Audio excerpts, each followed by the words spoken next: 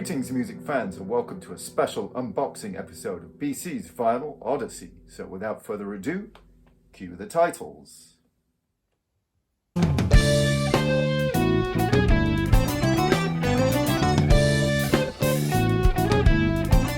Today I'm talking about one of my favourite artists, me! So before I talk about my latest release, I'm going to talk briefly about my previous two albums. In 2019, I released my first album, 10 Reasons 2. This is 12 original compositions featuring many of the great musicians I used to play with at Ronnie Scott's Jazz Club, including Bennett McLean on violin, Andy Davies trumpet, Henry Thomas on electric bass, Mario Castanari on upright bass, Tristan Mayo on drums, and Salim Rahman on drums. This album was released on the 33 Jazz Records label, and is currently only available on CD and digital formats.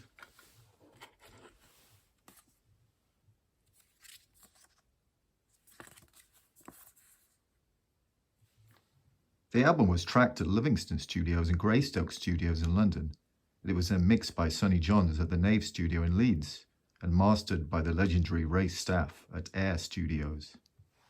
I was very lucky to get Ray Staff to master my album, as he is now retired and relocated to Wales. Ray is one of the greatest mastering engineers in my opinion. Throughout the 70s he worked at Trident Studios in Soho, London. Some of my favourite vinyl cut by Ray Staff includes Starless and Bible Black, King Crimson, In a Glass House, Gentle Giants, Hemispheres, Rush, and Genesis, Duke, and of course there are many more. I've always been a fan of the original series of Doctor Who, which ran from 1963 to 1989. My first album has two links to the show. The first is the great actor Peter Miles. Peter Miles appeared in many episodes of 1970s Doctor Who. Peter recorded two extracts of poetry for my album. He sadly passed away a few weeks after recording these. When it came to design the cover for 10 Reasons 2, I approached Andrew Skilleter. Andrew Skilleter also has a long association with Doctor Who, and over the years his amazing artwork has graced countless book covers, VHS, DVD, CDs, you name it. And here is the original painting Andrew Skilleter created especially for my album.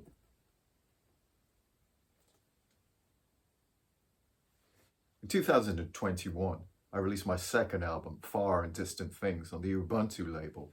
This is currently available in all formats, including vinyl. For my second release, I decided to ask some of my all-time favourite instrumentalists to appear on the album. Far and Distant Things features some incredible musicians, including Randy Brecker and Alan Vizzuti on trumpet, Frank Gambale, Barry Finnerty and Mike Miller on guitar, and Chad Wackerman on drums.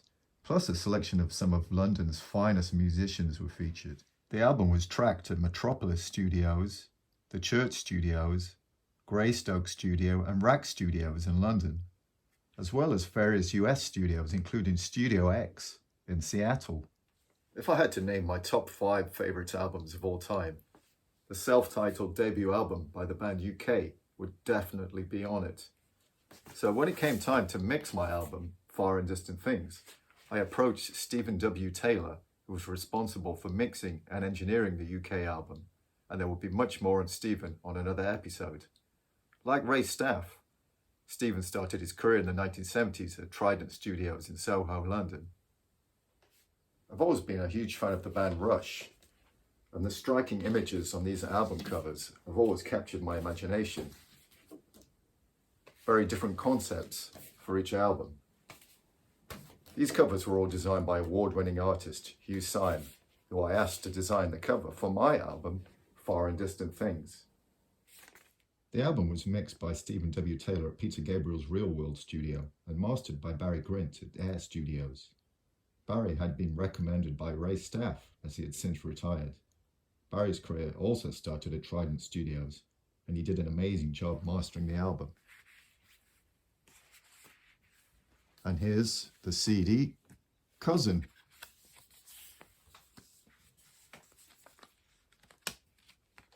During the lockdown periods of 2020 and 2021, I started writing my new album.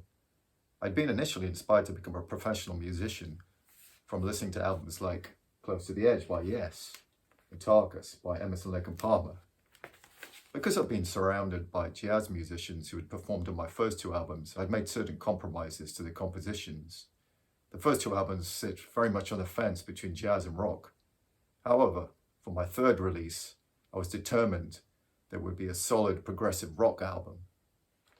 One band that was a major influence on the writing of my new album was the progressive metal supergroup The Sons of Apollo. The vocals on these two albums by Jeff Scott Soto and the bass guitar of Billy Sheehan in particular impressed me. I was also inspired by two albums by Steven Wilson, The Raven That Refused to Sing and Hand Cannot Raise. In particular, the drummer Marco Miniman stood out on these albums.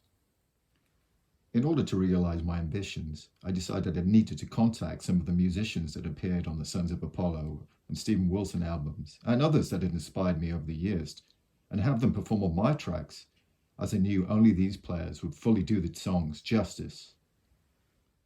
The list of incredible musicians appearing on We Are Here to Help includes Marco Miniman, Simon Phillips, drums, Billy Sheehan, Stuart Ham, Dave Marks and Flo Moore, bass guitar, Greg Howe, Carter Arrington, Per Nilsson, Mike Stern and Frank Gambale, guitar, and Jeff Scott Soto and Lindsay Ward, vocals. So before I get on to the unboxing of my new album, here's a quick word from this month's sponsor.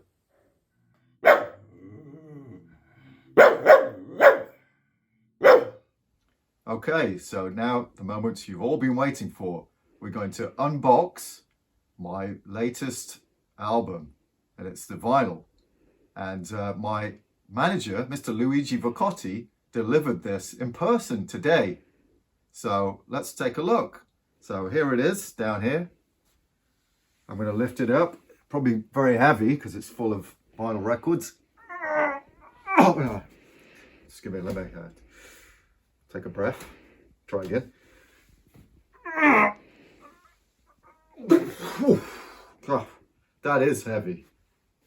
So let's have a look at the box, and you know, I'm always a bit worried because these things can get damaged. So what's this written here? Beware of the leopard. All right, that's a bit worrying. So all right, I'm a bit nervous now. And we've got my name down here for Richard Croft. All right, so they got my name wrong. So but I'm a bit happier now. It's, as we can see, it's securely fastened with a padlock, so no one's going to get into that and steal anything. So let's see if we can get into this now. Oh, well, that's not so good. That came out quite easily. All right, let's put that over here. All right, so let's get into it and have a look at what's inside. Very excited. All right. Yeah, that's good. It's a good sign. It's always good to have a lot of bubble wrap in here to keep the vinyl safe. All right, so bubble wrap.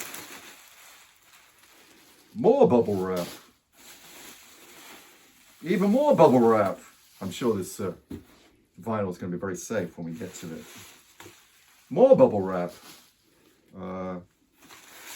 Even more bubble wrap. Yeah, more bubble wrap. Right, so let's take a look what we've got inside. Not quite what I was expecting. So there's a bra, all right. A miniature sheep. I'll put that down there. And oh, what's this wrapped up? Oh, some banana skin. Oh, all right. Right. Oh, what's this? A business card for Lee John. I think he's the lead singer of the band Imagination. So I'm guessing that Mr. Vacotti, my manager, delivered this by accident. It's probably for Mr. Lee John. I better get on the phone for him. So joking aside, my album was delivered safely and it's looking great, as you can see here. So let's take a listen.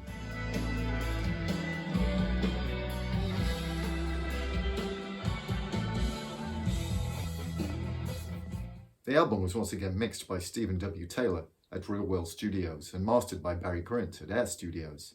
Here's a short clip of the half-speed mastering process for vinyl.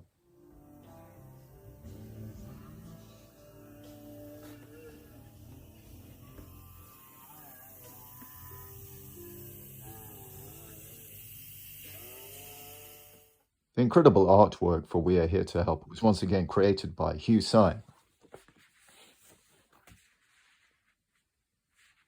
The vinyl also comes with an insert with credits and a nice photo of me playing a Mini Moog synthesizer. And here's the CD.